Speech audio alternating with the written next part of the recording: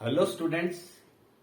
आज के इस वीडियो में हम समष्टि अर्थशास्त्र से संबंधित एक टॉपिक पर बात करने वाले हैं जो काफी महत्वपूर्ण माना जाता है। आज के इस टॉपिक में हम उत्पादन व आय का निर्धारण किस प्रकार से होता है उसे समझेंगे। हमने अपने पिछले वीडियो में बचत उपभोग फलन किसे कहा जाता है और किस प्रकार से उपभोग की सीमांत प्रवृत्ति पर निर्भर करता है, इसके बारे में विस्तार से चर्चा की थी। बचत फलन को समझा था और निवेश फलन को समझा था। इसी क्रम में आज के इस वीडियो में हम देखेंगे कि किस प्रकार से आय का निर्धारण होता है, उत्पादन का निर्धारण होता है। केन्स का यह सिद्धांत बहुत लोकप्रिय है और सामान्य रूप से अधिकतर परीक्षाओं में केन्स के रोजगार के रूप में इसे पूछा जाता है। तो केन्स के रोजगार सिद्धांत का निर्धारण बिंदु कौन सा है, उसका भी आंसर आपको यही देना है। और समग्र मांग व समग्र पूर्ति के द्वारा किस प्रकार से उत्पादन व आय का निर्धारण होता है, वहां पर भी आपको यही लिखना है। तो देखिए, सबसे पहले हम बात करते हैं कि समग्र मांग क्या होती है। तो फर्स्ट चीज देखिए, समग्र मांग। समग्र मांग को हम दो प्रकार से ले सकते हैं। अगर खुली अर्थव्यवस्था है तो आयात निर्यात भी होगा, और बंद अर्थव्यवस्था है तो आयात निर्यात नहीं होगा।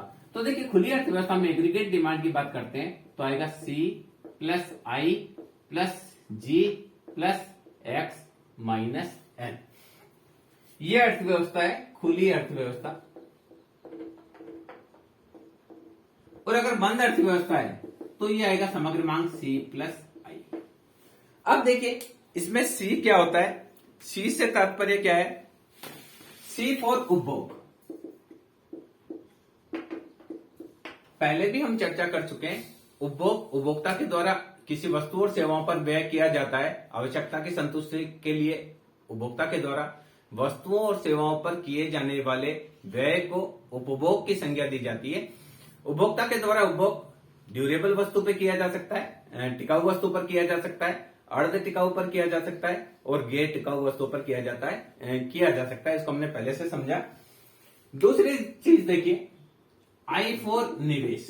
इसके बारे में हमने निवेश फलन में समझा था कि निवेश मुख्य रूप से चार प्रकार के हो सकते हैं। सरकारी निवेश हो सकता है, निजी निवेश हो सकता है, स्वायत्त निवेश हो सकता है और प्रेरित निवेश हो सकता है। तो यहां जो हम चर्चा करेंगे वो स्वायत्त निवेश के बारे में चर्चा करेंगे। तीसरी चीज जो होती है, इसी जी फॉर सरकारी व्यय। सरकारी व्यय सरकार के द्वारा वस्तुओं और सेवाओं पर जो व्यय किया जाता है उसे सरकारी व्यय की संज्ञा दी जाती है। सरकार के द्वारा भी कुछ व्यय टिकाऊ वस्तुओं पर किया जाता है, जैसे बड़े बड़े पुल बनाने हैं, नदी घाटी परियोजना बनानी है, कोई इलेक्ट्रिसिटी पावर प्रोजेक्ट लगाना है। इसके अलावा सरकार के द्वारा सेमी ड्यूरेबल वस्तुओं पर भी व्यय किया जाता है, जैसे गरीबों को पाठ्य पुस्तक वितरण है, गरीबों को निःशुल्क, जो गरीब छात्र है उनको ड्रेस दिए जाते हैं, शूज दिए जाते हैं, वो सरकार का गैर टिकाऊ पर है। इसके अलावा सरकार के द्वारा गैर टिकाऊ वस्तुओं पर भी व्यय किया जाता है, जैसे सरकार के द्वारा मिड डे मील दिया जाता है, आंगनबाड़ी में पोशाक दिया जाता है। इसके अलावा देखिए, एक्स फॉर निर्यात। हमारे द्वारा कितनी वस्तुओं और सेवाओं को विदेशों में बेचा गया, एम फॉर आयात। और कितनी वस्तुओं और सेवाएं हमारी विदेश से खरीदी गई। हमारे द्वारा कई प्रकार के खाद्य वस्तुएं विदेशों में बेची जाती है, कई प्रकार की सेवाओं का भी निर्यात किया जाता है। तो बदले में हमारे द्वारा बहुत सारे इलेक्ट्रॉनिक उत्पाद भी खरीदे जाते हैं। कई बार हमारे यहाँ वस्तुओं और सेवाओं, खाद्य वस्तुओं की कमी हो जाती है तो उनको भी आयात किया जाता है। कई बार दालों का भी आयात किया जाता है, इवन प्याज का भी आयात किया गया, चीनी हमारे यहाँ आयात की जाती है। तो बहुत सारी चीजें वस्तु और सेवाओं की हो सकती है। तो इसके देखिए, अगर अर्थव्यवस्था खुली है तो ये एग्रीगेट डिमांड समग्र मांग होगी C प्लस आई प्लस जी प्लस एक्स माइनस एम। और अर्थव्यवस्था बंद है तो ये होगी इस प्रकार से बंद अर्थव्यवस्था। तो बंद अर्थव्यवस्था में एग्रीगेट डिमांड ये रहेगा। तो यहां हम क्या करेंगे कि देश क्षेत्रीय अर्थव्यवस्था का अध्ययन करेंगे। हम ये मानते हैं कि है ना, अर्थव्यवस्था में विदेशी व्यापार नहीं होता है, अर्थव्यवस्था बंद अर्थव्यवस्था है। जब बंद अर्थव्यवस्था अगर हम मानेंगे तो एग्रीगेट डिमांड जो होगी वो C प्लस आई होगी, यानी बंद अर्थव्यवस्था में एग्रीगेट डिमांड हमारी ये रहेगी। अब C जो है ये C उपभोग उपभोग जो होता है, व्यक्ति का जो उपभोग होता है, वो उपभोग प्रवृत्ति पर निर्भर करता है, यानी सी इज फंक्शन ऑफ वाई। और ये डिपेंड करता है कि सीमांत उपभोग प्रवृत्ति कितनी है। अगर सीमांत उपभोग प्रवृत्ति ज्यादा होती है तो व्यक्ति के द्वारा उपभोग ज्यादा किया जाता है, सीमांत उपभोग प्रवृत्ति कम होती है तो व्यक्ति के द्वारा कम उपभोग किया जाता है। पिछले वीडियो में हमने उपभोग फलन में देखा था कि हमेशा सीमांत उपभोग प्रवृत्ति प्लस सीमांत बचत प्रवृत्ति का मान 1 होता है। यदि सीमांत उपभोग प्रवृत्ति 7 है तो बचत प्रवृत्ति 3 होगा कुल मिलाकर 1, यानी आय का कितना प्रतिशत भाग हम खर्च करते हैं और कितना परसेंट बचाते हैं। अगर आय का 70% खर्च कर दिया जाता है तो सीमांत उपभोग प्रवृत्ति 0.7 होगी। अगर आय का 90% खर्च कर दिया जाता है तो सीमांत उपभोग प्रवृत्ति 0.9 होगी। सीमांत उपभोग प्रवृत्ति जितनी ज्यादा होगी उतना ही डिमांड ज्यादा होगी, और सीमांत उपभोग प्रवृत्ति कम होगी तो एग्रीगेट डिमांड कम होगी। दूसरी चीज जो है, यानी सीमांत उपभोग प्रवृत्ति पर करता है, और दूसरी चीज इन्वेस्टमेंट। दूसरा हम मानते निवेश। निवेश दो चीज पर निर्भर करता है, पहले भी हमने पढ़ा है। निवेश पहला तो निर्भर करता है ब्याज की दर पर। सामान्य रूप से ब्याज की दर अधिक होने पर निवेश कम किया जाता है और ब्याज की दर कम होने पर निवेश अधिक किया जाता है। दूसरी निवेश होती है पूंजी की सीमांत उत्पादकता। ये भी हमने पिछले वाले में पढ़ा था, मार्जिनल एफिशिएंसी ऑफ कैपिटल, पूंजी की सीमांत उत्पादकता। तो निवेश जो है, ब्याज दर सामान्य रूप से स्थिर रहती है, तो मूल रूप से जो निवेश होता है वो पूंजी की सीमांत उत्पादकता की वजह से होता है। और पूंजी की सीमांत उत्पादकता क्या होती है?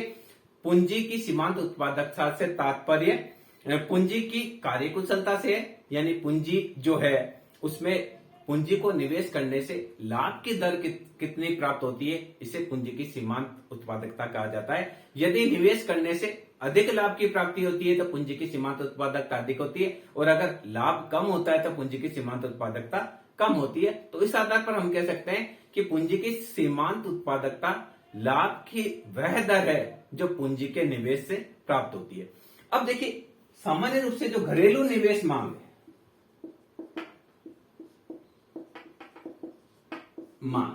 टोटल जो निवेश है, वो टोटल जो निवेश है उसके अंदर सकल घरेलू पूंजी निर्माण हो सकता है,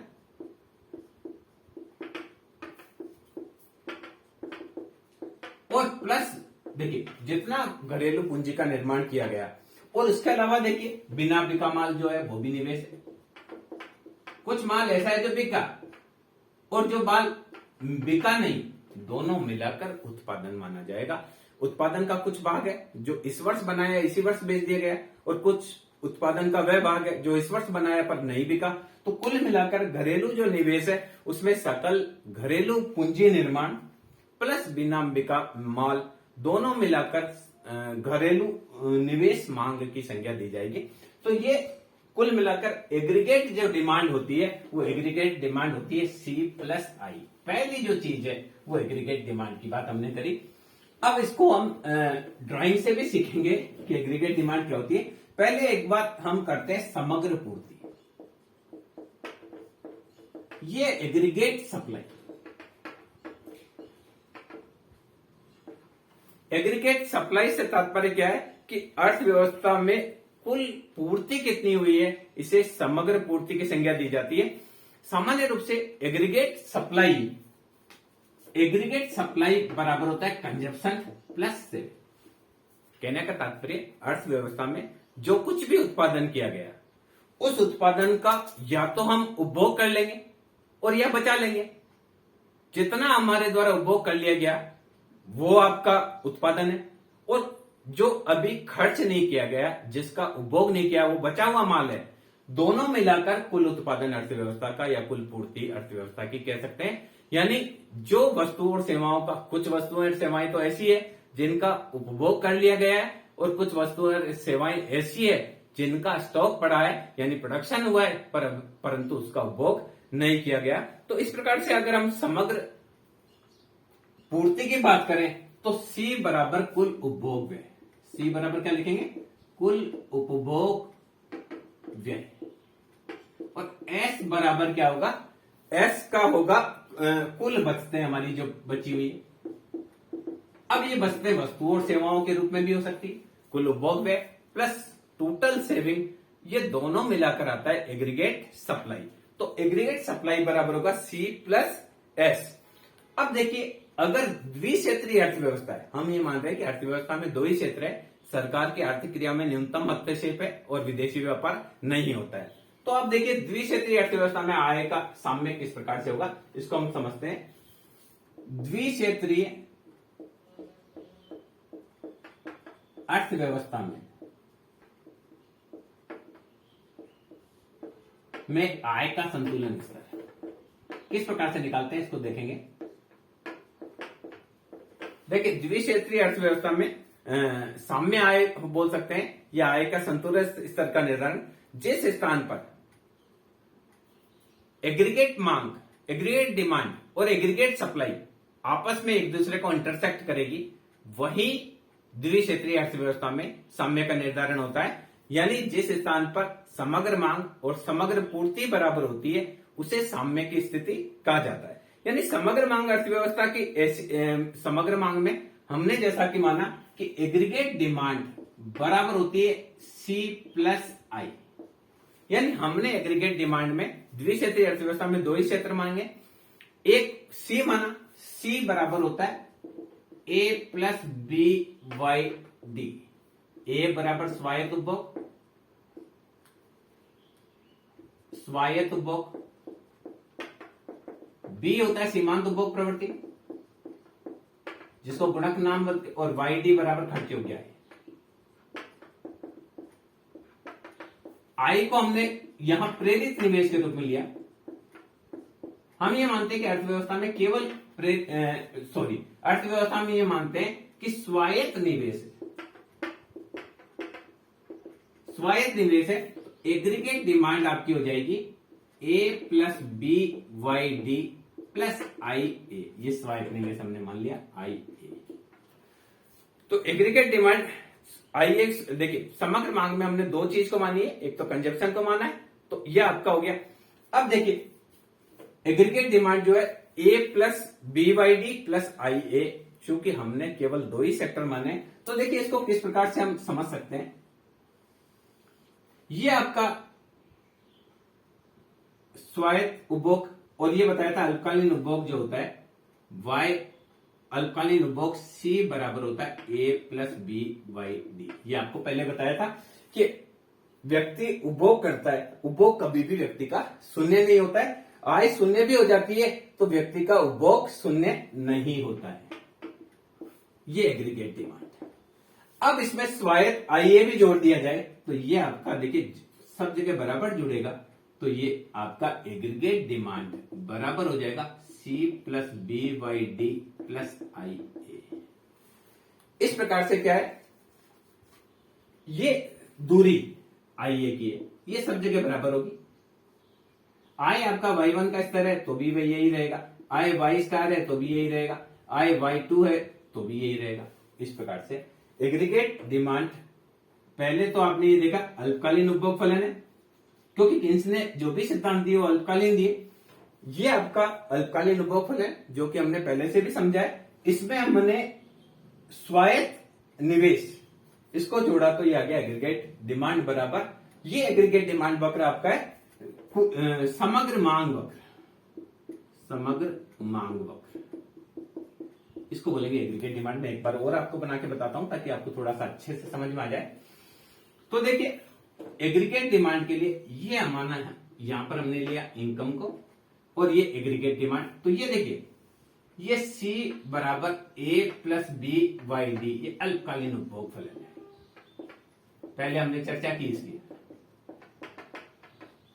और इसमें आई ए जोड़ दिया जाए, स्वायत्त निवेश जोड़ दिया जाए तो एग्रीगेट डिमांड हो जाएगी C plus B Y D plus I A. सब जगह आई ए जुड़ेगा, ये आई ए है और ये स्वायत्त उपभोग है।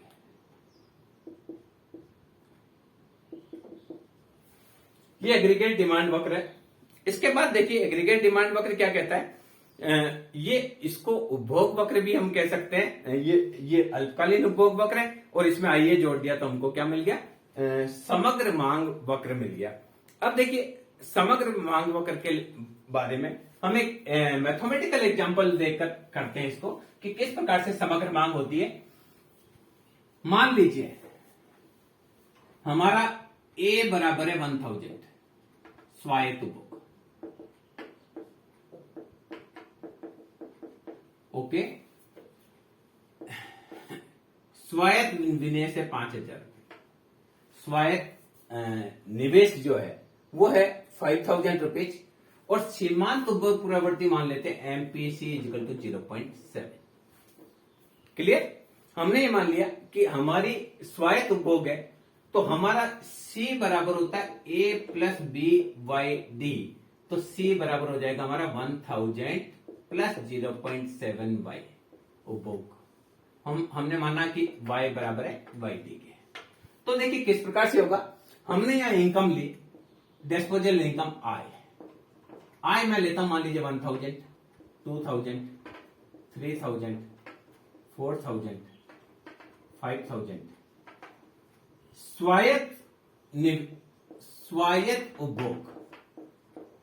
स्वायत्त उपभोग मेरा रहता है कितना, 1000 ही रहेगा हर बार।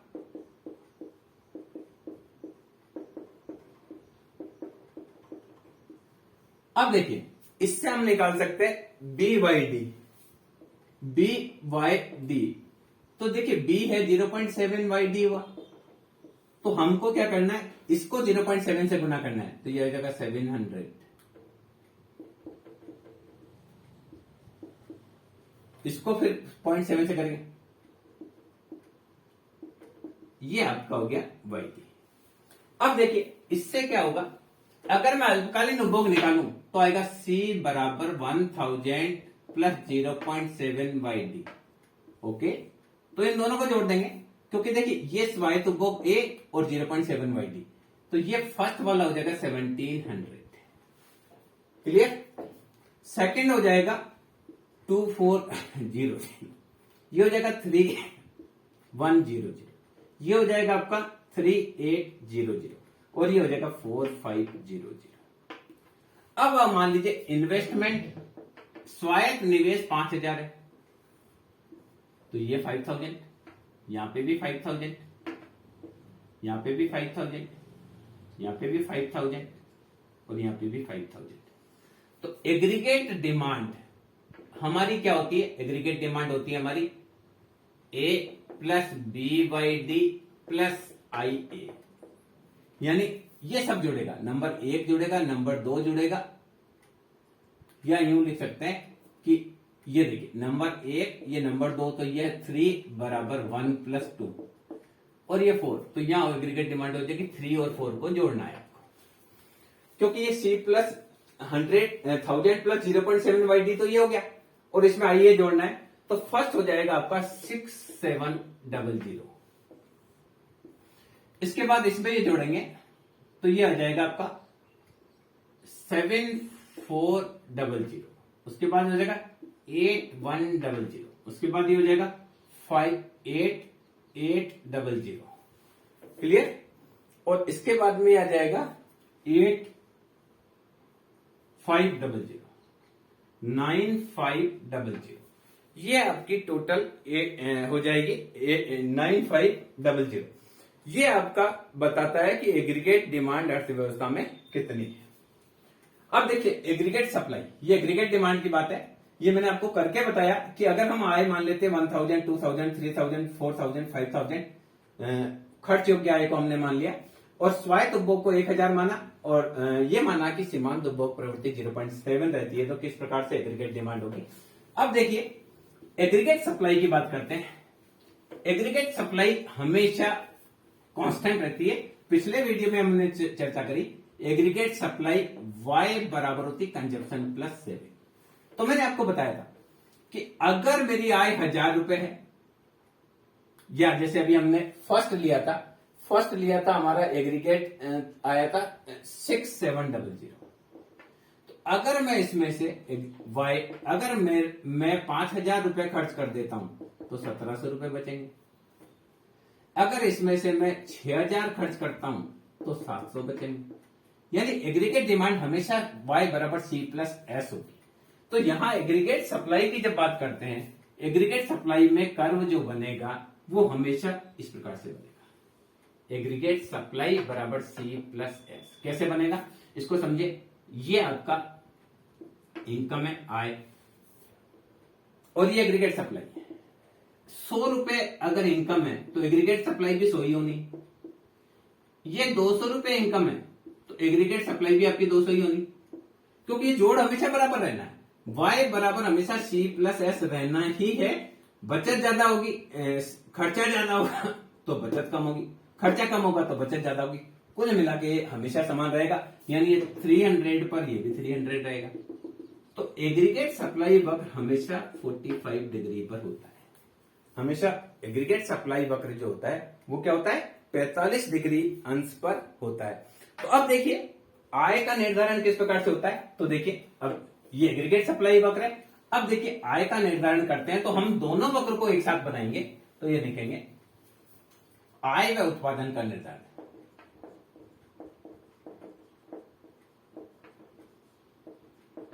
आय व उत्पादन का निर्धारण। तो आय व उत्पादन का निर्धारण जिस स्थान पर होगा जहां दोनों वक्र आपस में काटेंगे तो वहां आय व उत्पादन का निर्धारण होगा। तो ये एग्रीगेट सप्लाई का, एग्रीगेट सप्लाई बराबर होता है C प्लस S। पहला तो हमने क्या कर लिया, एग्रीगेट सप्लाई को देख लिया। अब देखिए ये पहला वक्र है C बराबर A plus B Y D, अल्पकालीन उपभोग वक्र है और इसमें I जोड़ दिया तो आया एग्रीगेट डिमांड। एग्रीगेट डिमांड बराबर A plus B Y D plus I A, ये एग्रीगेट डिमांड। तो स्टार्टिंग में आप देखेंगे कि ये वक्र जिस स्थान पर काटता है, मान लीजिए फर्स्ट स्टेज जो है वो स्टेज है, फर्स्ट वाली स्टेज है, मान लीजिए ये स्टेज है Y1। ये रोजगार की Y स्टार, इसको हम लिख देते हैं। और इसके बाद की एक और लेते हैं एग्रीगेट सप्लाई बराबर C प्लस S और एग्रीगेट डिमांड। ये मान लीजिए एक और हमने मान लिया Y2, YF ले लिया मान लीजिए, C बराबर A plus B Y D. तो स्टार्टिंग में देखिए यहां हमने लिया आय और यहां लिया हमने एग्रीगेट डिमांड और एग्रीगेट सप्लाई। तो फर्स्ट स्थिति में देखेंगे कि क्या हो रहा है। फर्स्ट स्थिति में जब आय Y1 है तो Y1 में डिमांड ज्यादा है, सप्लाई कम है। इसी के साथ देखिए अगर मैं सेविंग कर्व को भी साथ बनाता हूं तो आपको ज्यादा अच्छा समझ में आएगा। सेविंग कर्व जो है उससे आपको क्लियर हो जाएगा कि आप क्या कर पा रहे हैं। तो यहां देखिए सेविंग कर्व में ये बिंदु है Y स्टार, Y1 और ये YF मान लेते हैं या कुछ भी इसको मान लेते हैं, Y डैश मान लेते हैं। अब देखिए सेविंग जो है, सेविंग कर्व नहीं, तो देखिए इस प्रकार से आय का जो निर्धारण है, ये सेविंग वक्र है। ये सेविंग वक्र में हमने यहां से लिया आईए, ये स्वायत्त निवेश, स्वायत्त निवेश ये आईए। इधर देखिए आईए से सेविंग या कम है, इस बिंदु पर दोनों बराबर है और उसके बाद सेविंग से स्वायत्त निवेश से सेविंग ज्यादा है।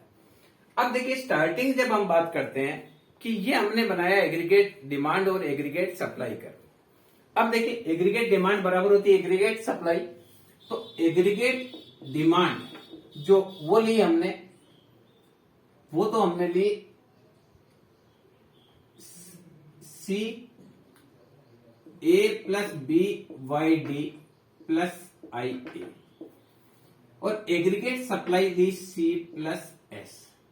इसकी जगह हम Y लें तो क्या होगा, एग्रीगेट संतुलन में एग्रीगेट डिमांड बराबर होता है एग्रीगेट सप्लाई। तो यहां देखेंगे क्या होगा, y, या इसको हमने लिखा एग्रीगेट सप्लाई को पहले लिखा, एग्रीगेट डिमांड को बाद में लिखा, तो ये आएगा y बराबर a plus B Y D plus I A, ये बी वाई डी, तो वाई डी में से बी वाई डी घटा तो आया A plus I A, Y common लिया तो आया 1 माइनस बी बराबर ए प्लस आई। देखो इसको आप समझिए, वापिस एक बार थोड़ा सा आपको बता देता हूं। हमारी जो देखिए संतुलन में एग्रीगेट डिमांड बराबर होता है एग्रीगेट सप्लाई, एग्रीगेट सप्लाई यानी खर्च योग्य आय बराबर होता है सी प्लस एस।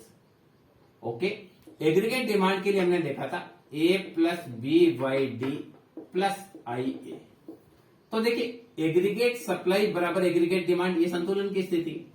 तो एग्रीगेट सप्लाई में लिखा वाई डी बराबर A plus B Y D plus I A, Y D minus B Y D बराबर ए प्लस आई ए।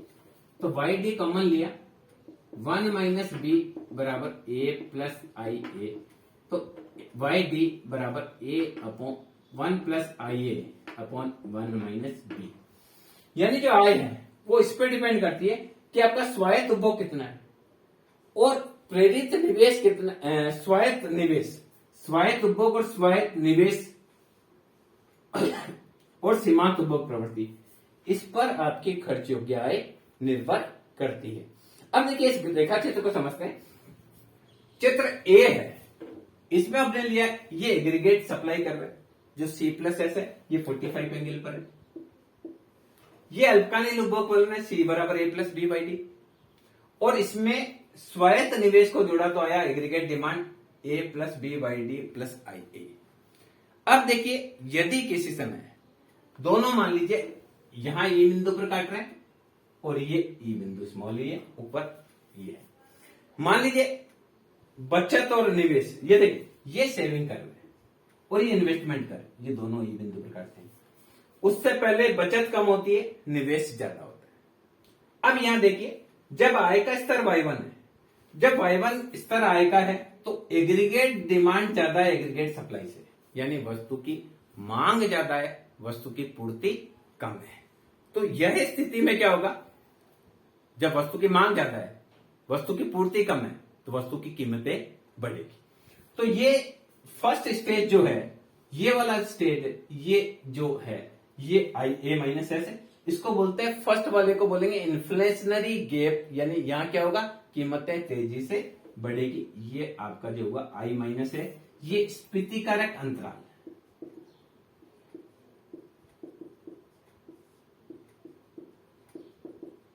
ये क्या है, इस स्तर पर देखिए निवेश ज्यादा है, बचत कम है। यहां देखिए डिमांड ज्यादा है और सप्लाई, डिमांड ज्यादा है, एग्रीगेट डिमांड ज्यादा है और एग्रीगेट सप्लाई कम है। ऐसी स्थिति में अर्थव्यवस्था में जब मांग ज्यादा होगी, वस्तु और सेवाओं की मांग ज्यादा होगी और वस्तु और सेवाओं का उत्पादन कम होगा, पूर्ति कम होगी, तो वस्तु और सेवाओं की कीमतें बढ़ेगी। तो इस स्थिति से दूर होने के लिए सरकार के द्वारा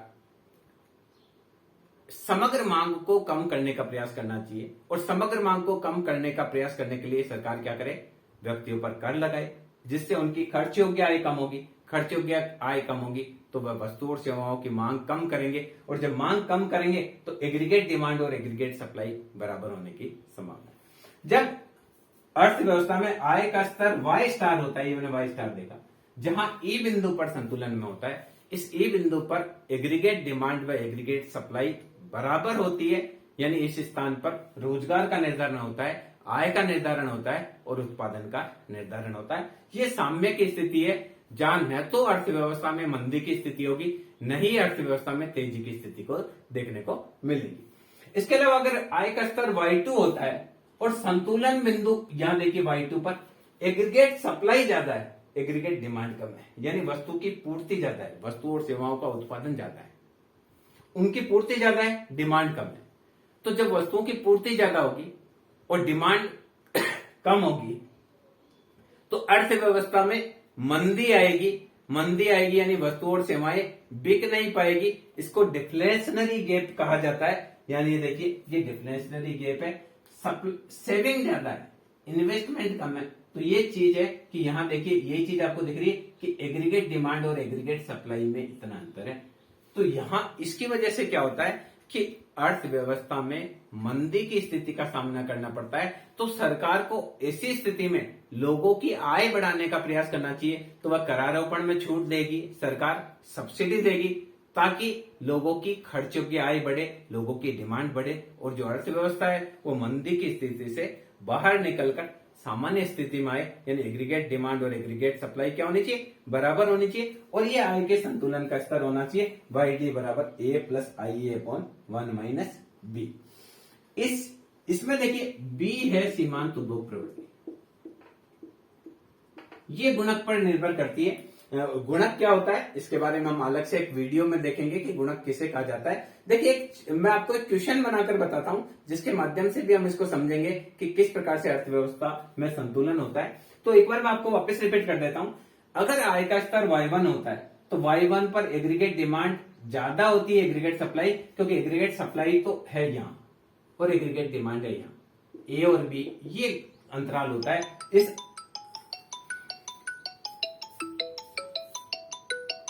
प्रकार से अर्थव्यवस्था में जब भी कुल मांग व कुल पूर्ति, समग्र मांग व समग्र पूर्ति बराबर होती है तो अर्थव्यवस्था संतुलन में होती है।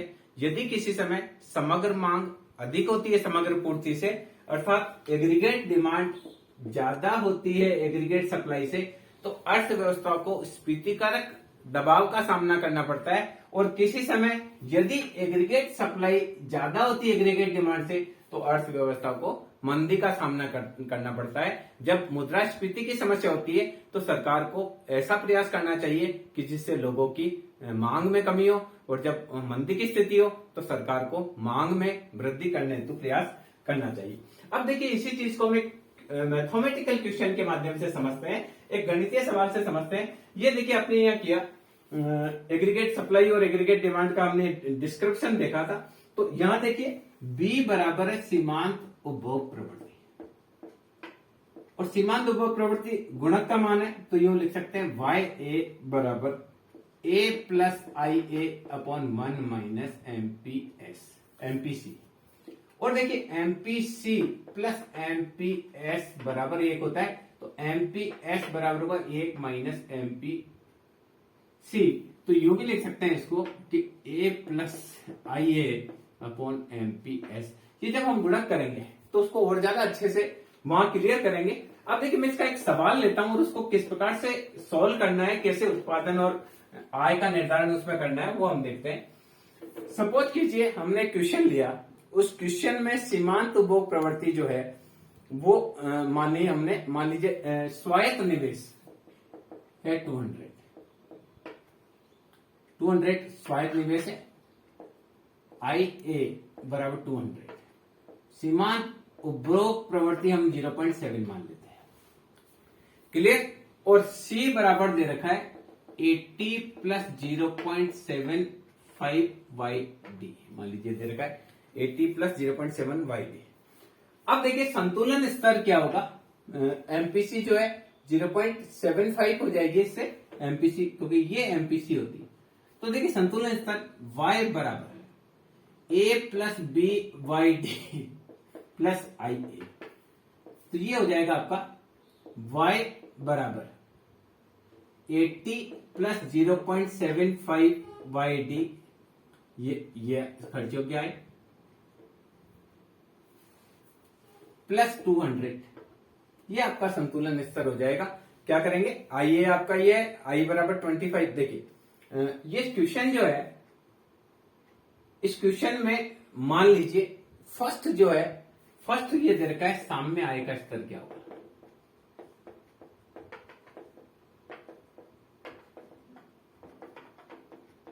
तो ये हम निकाल रहे हैं।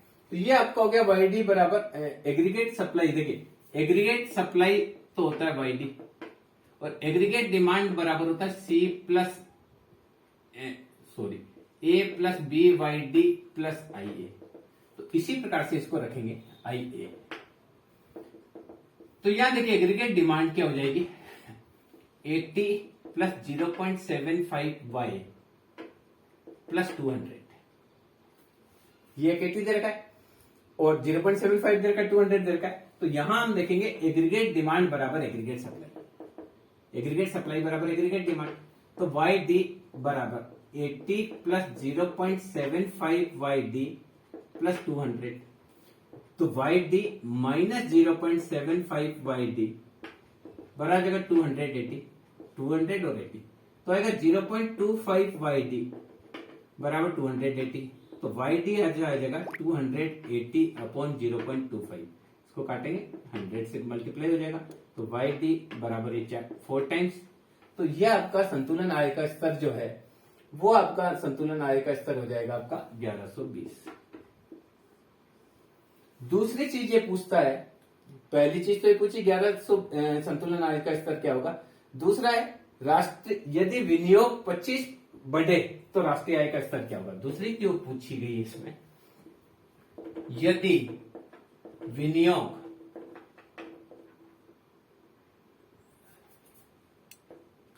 विनियोग 25 बढ़ता है तो एनआई क्या होगी। तो अगर 25 बढ़ता है तो क्या करना है, इसको हम देखते हैं।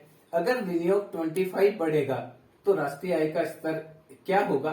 तो इसमें हम क्या करेंगे, मतलब क्वेश्चन जो पूछा गया है वो है कि विनियोग में यदि विनियोग 25 करोड़ बढ़ता है तो राष्ट्रीय आय में कितनी वृद्धि होगी। तो हम इसको देखते हैं कि 25 करोड़ बढ़ने पर 25 करोड़ बढ़ेगा तो राष्ट्रीय आय में कितनी वृद्धि की जा सकती है उसको देखेंगे।